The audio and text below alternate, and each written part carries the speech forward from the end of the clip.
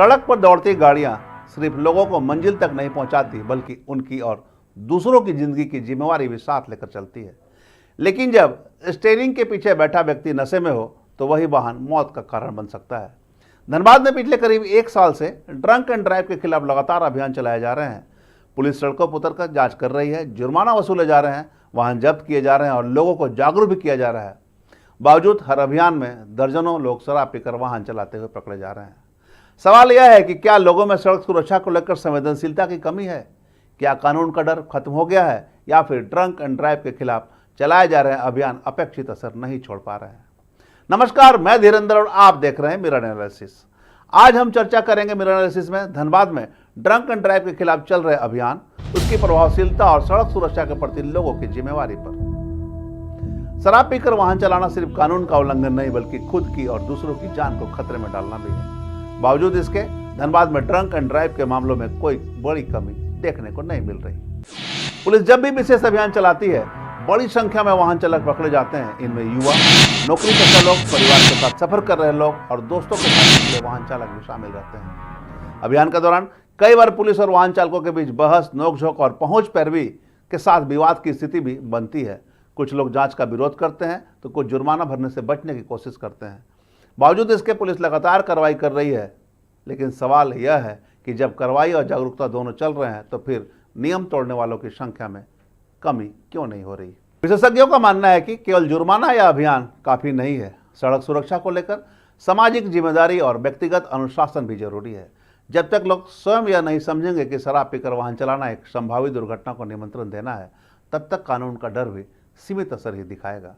धनबाद में हर साल सड़क दुर्घटनाओं में कई लोगों की जान जाती है। इनमें एक बड़ा कारण तेज रफ्तार और नशे की हालत में वाहन चलाना भी माना जाता है।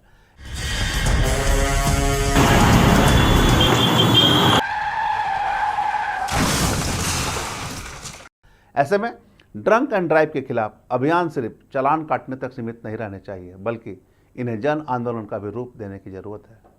कुछ प्रमुख सवाल हैं जो अक्सर लोगों के जहन में उठते हैं। क्या ड्रंक एंड ड्राइव के खिलाफ अभियान प्रभावी साबित हो रहे हैं? जुर्माना और कानूनी कार्रवाई के बावजूद लोग सबक क्यों नहीं ले रहे? क्या सड़क सुरक्षा नियमों का पालन सिर्फ कागजों तक सीमित है? पुलिस, प्रशासन और समाज की जिम्मेदारी क्या होनी चाहिए? क्या जागरूकता अभियान और सख्त कानून साथ साथ चलने चाहिए? ड्रंक एंड ड्राइव के खिलाफ कार्रवाई जरूरी है, लेकिन उससे भी ज़्यादा जरूरी है लोगों की सोच में बदलाव। क्योंकि सड़क पर एक नशे में चालक सिर्फ अपने लिए नहीं बल्कि दर्जनों अन्य लोगों की जान के लिए भी खतरा बन सकता है। धनबाद में अक्सर देखा जाता है कि जांच अभियान के दौरान कुछ वाहन चालक पुलिस को देखकर भागने की कोशिश करते हैं। कई बार लोग बैरिकेड्स तोड़कर निकल जाते हैं तो कुछ पुलिसकर्मियों से बहस और दुर्व्यवहार पर भी उतर आते हैं। सवाल यह है कि आखिर वे किससे भाग रहे हैं, पुलिस से या उस जिम्मेदारी से जो एक नागरिक और वाहन चालक के रूप में उन पर है? यह समझने की जरूरत है। सड़क पर खड़ा पुलिसकर्मी किसी को परेशान करने के लिए नहीं बल्कि उसकी और समाज की सुरक्षा सुनिश्चित करने के लिए जांच कर रहा होता है। इसके बावजूद यदि कोई व्यक्ति शराब के नशे में पुलिस से उलझता है, नियमों को तोड़ता है या जांच से बचने की कोशिश करता है तो यह केवल कानून की अवहेलना नहीं बल्कि सड़क सुरक्षा के प्रति उसकी लापरवाही को दर्शाता है। शराब का नशा अक्सर व्यक्ति की समझ और निर्णय लेने की क्षमता को प्रभावित करता है। यही कारण है कि नशे में वाहन चलाना दुर्घटनाओं का बड़ा कारण बनता है। ऐसे में जरूरत सिर्फ पुलिसिया कार्रवाई की नहीं बल्कि समाज में जागरूकता और आत्म अनुशासन बढ़ाने की भी है। क्योंकि सड़क सुरक्षा केवल पुलिस या प्रशासन की जिम्मेदारी नहीं है, ये हर उस व्यक्ति की जिम्मेवारी है जो सड़क पर निकलता है।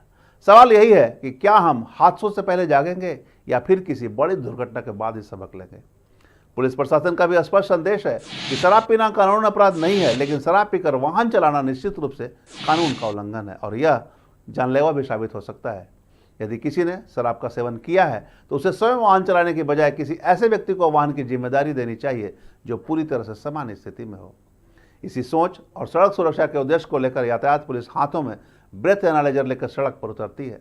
शहर के विभिन्न चौक चौराहों पर विशेष जांच अभियान चलाए जाते हैं जहां वाहन चालकों की जांच कर यह सुनिश्चित किया जाता है कि कोई भी व्यक्ति नशे की हालत में वाहन न चला रहा हो। इन अभियानों का उद्देश्य केवल चालान काटना या जुर्माना वसूलना नहीं है बल्कि लोगों को जागरूक करना और सड़क दुर्घटनाओं में कमी लाना है। पुलिस का मानना है कि यदि लोग जिम्मेवारी के साथ व्यवहार करें और नशे की हालत में वाहन चलाने से बचे तो कई गंभीर दुर्घटनाओं और अनमोल जिंदगियों को बचाया जा सकता है। आखिरकार सड़क सुरक्षा केवल पुलिस या प्रशासन की जिम्मेदारी नहीं है बल्कि हर उस व्यक्ति की जिम्मेवारी है जो सड़क पर वाहन लेकर निकलता है। यदि बीते 1 वर्ष के आंकड़ों पर नजर डालें तो धनबाद में ड्रंक एंड ड्राइव के मामलों में 20 लाख रुपए से अधिक का जुर्माना वसूला जा चुका है। यह आंकड़ा सिर्फ राजस्व संग्रह का नहीं बल्कि एक चिंताजनक सामाजिक प्रवृत्ति का संकेत देता है। इससे साफ जाहिर होता है कि बड़ी संख्या में लोग सड़क सुरक्षा में नियमों की अनदेखी कर रहे हैं। सबसे बड़ा सवाल यह है कि क्या जुर्माना भर देना इस समस्या का समाधान है, क्योंकि तस्वीर यह भी बताती है कि कई लोग कार्रवाई के बाद भी अपनी आदत बदलने को तैयार नहीं है। वे जुर्माना भरने के लिए तैयार हैं, लेकिन शराब पीकर वाहन चलाने की प्रवृत्ति छोड़ने को नहीं चाहते। यानी कानून का डर कहीं ना कहीं सीमित होता दिख रहा है। जब तक लोगों के भीतर यह समझ विकसित नहीं होगी कि नशे में वाहन चलाना केवल उनकी निजी फैसला नहीं बल्कि दूसरों की जिंदगी को भी खतरे में डालने वाला कृत्य है, तब तक सिर्फ अभियान और जुर्माने से पूरी तरह बदलाव लाना मुश्किल होगा। लाखों रुपए का जुर्माना यह भी बताता है कि समस्या कितनी बड़ी है। जरूरत केवल कार्रवाई की नहीं बल्कि ऐसी सामाजिक जागरूकता की है जो लोगों को यह सोचने पर मजबूर करे कि एक छोटी सी लापरवाही किसी परिवार के लिए जीवन भर का दर्द बन सकता है। ड्रंक एंड ड्राइव के खिलाफ धनबाद में चलाए जा रहे अभियान निश्चित रूप से सराहनीय है। पुलिस अपनी जिम्मेदारी निभा रही है, जांच कर रही है, कार्रवाई कर रही है और लोगों को जागरूक भी कर रही है, लेकिन आखिरकार सड़क पर सुरक्षित माहौल बनाने की जिम्मेवारी केवल प्रशासन की नहीं, हम सबकी भी है। चुनाव हमें करना है। क्या हम शराब पीकर वाहन चलाने का जोखिम उठाकर अपनी और दूसरों की जिंदगी को खतरे में डालेंगे, या फिर एक जिम्मेदार और जागरूक नागरिक बनकर सड़क सुरक्षा के नियमों का पालन करेंगे? कानून का डर कुछ समय के लिए रोक सकता है, लेकिन अस्थायी बदलाव तभी आएगा जब जिम्मेदारी और संवेदनशीलता हमारी आदत बन जाएगी। याद रखिए, सड़क दुर्घटनाएं अचानक नहीं होती, उनके पीछे अक्सर लापरवाही, जल्दीबाजी और गलत फैसले होते हैं। यदि हम खुद जागरूक बने और दूसरों को भी प्रेरित करें तो कई हादसों को होने से पहले ही रोका जा सकता है। मिरर एनालिसिस में हमने एक आईना दिखाने की कोशिश की है। अब उस आईने में खुद को देखना और अपने व्यवहार का आकलन करना हम सभी की जिम्मेदारी है, क्योंकि जागरूकता सिर्फ जानकारी हासिल करने का नाम नहीं बल्कि उसे अपने जीवन में उतारने का भी नाम है। नशे में ड्राइविंग, जुर्माना भरकर छूट जाएंगे, लेकिन हादसे की कीमत कौन चुकाएगा, यह सवाल हमेशा खड़े रहेगी। इसी सोच के साथ आज के मिरर एनालिसिस में बस इतना ही। अगले एपिसोड में फिर मिलेंगे एक नए मुद्दे, नए सवाल और नए विश्लेषण के साथ। तब तक के लिए बने रहे मिरर मीडिया के साथ।